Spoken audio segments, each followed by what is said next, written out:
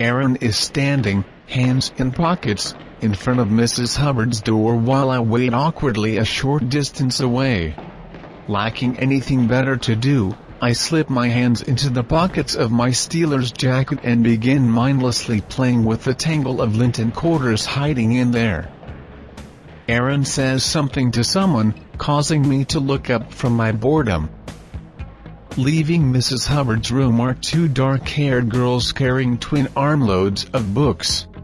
One of them is about my height and weight with short hair and a happy, socially aware smile. The other one is much shorter in height with wavy, slightly curled, shoulder-length hair. As the two girls enter the hallway, Aaron pivots and follows them, continuing the conversation without a break. The trio stops at one of the top lockers just down from Conrad's door. The taller one opens it and continues the conversation while picking through its contents.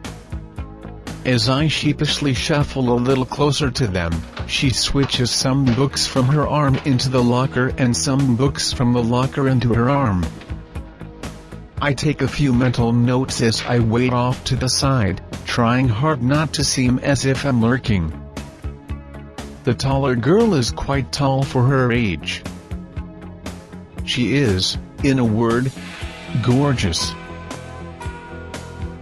Wow, did I just think that? Her facial features are thin and delicate, but tempered with some indefinable sense of humor and mischief. She is dressed casually in an open-collared shirt and jeans with white shoes. Her hair is dark brown, perhaps even black, about the length of my own, and swept back in a free and popular style. The other girl is probably a full quarter shorter than her companion.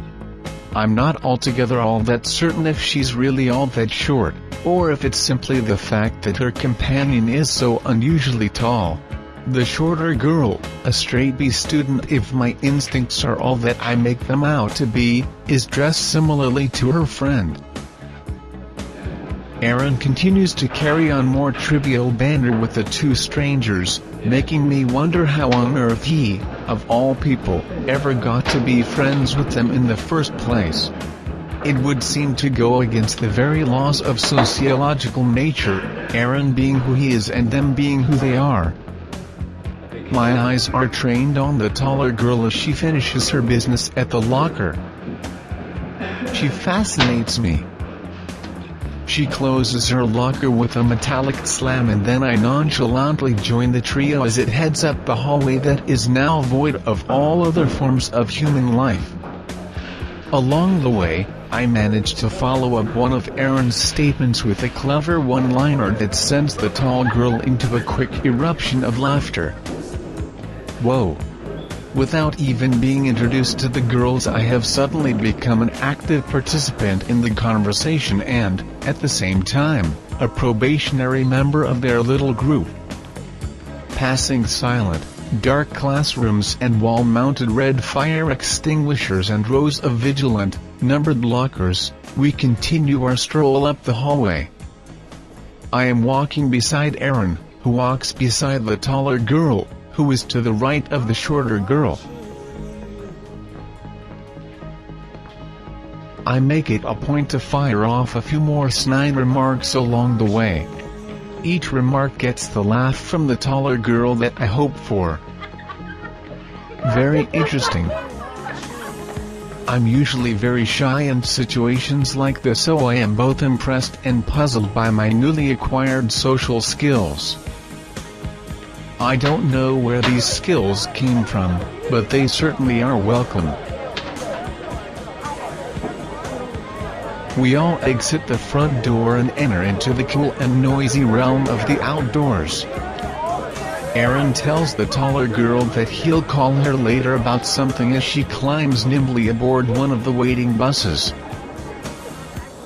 I watch her as long as I can until she vanishes through the bus door. With a reluctant sigh, I join Aaron on the familiar walk to Big Jim's.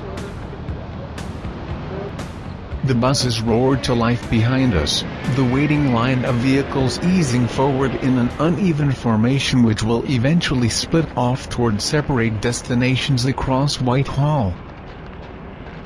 As we crunch across the damp gravel, I ask Aaron who those two mysterious girls were. The tall one, he tells me, is Carla. The shorter one is Dana. Aaron has band class with both of them and they have all been friends since grade school. I nod, thinking much more than I am saying.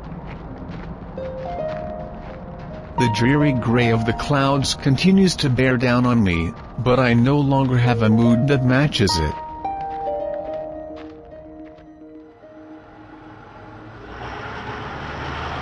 Arriving back home less than an hour later, the weekend relaxation period has officially begun. I look forward to reading the Choose Your Own Adventure paperback that I checked out from the library. That will keep me busy for at least a little while tonight. We'll be taking a trip to the big Target retail store in Little Rock tomorrow where I hope to do some early birthday shopping for myself. All in all, it promises to be a nice, cozy little weekend.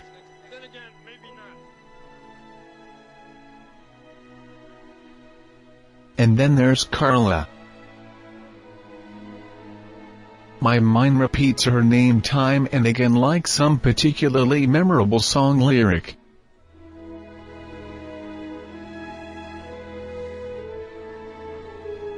What an intriguing development she is.